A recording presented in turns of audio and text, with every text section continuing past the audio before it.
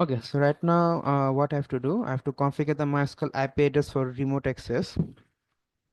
So if I go here, we scroll down, see this is how I'm going to, let me show you why.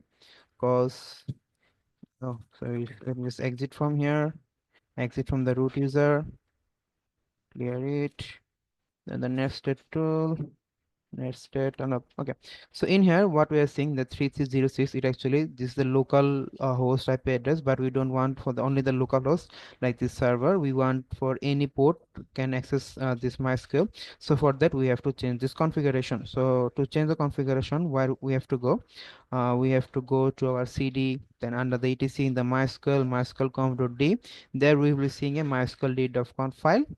From here we can update our bind address and mysql bind address. So for that, let's just at first go to our cd, then go to our etc folder, use ls. In here we can see lots of folder. So in here we can see our mysql. MySQL should be in here, see. So mysql, so in here we can go to the mysql, then use ls again. You can see like the convert d. So if I remember where I have to go, I have to go to the mysql conf.d. So let's just go to this one, cd, then mysql conf.d.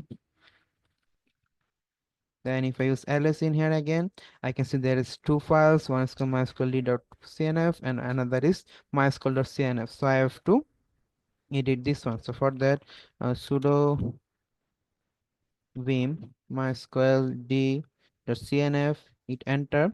So if I see in here, the bind address and the mysql bind address both are for the local local host. So I have to make it the for like which is called the wildcard.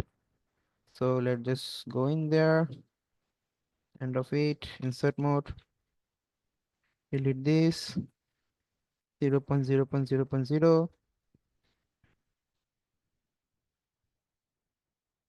0.0.0.0. So this is a wildcard one. So let's just save it and quit it. Okay, so after that, what you have to do, we're just going to follow the slides. So save and exit the Vim. After that, what we did, we did the sudo system restart because we make some changes in our MySQL server. So to make sure the changes actually applied, we have to restart our MySQL server. So the sudo system ctl restart MySQL. Let's just do this then. Sudo system ctl restart MySQL. Hit enter. If everything done correctly, we should be able to see. Okay.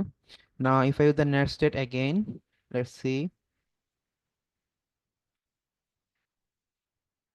Now what we can see that 3306, now it can be instead of the local address, now any port can be read to this one, accessible from any port.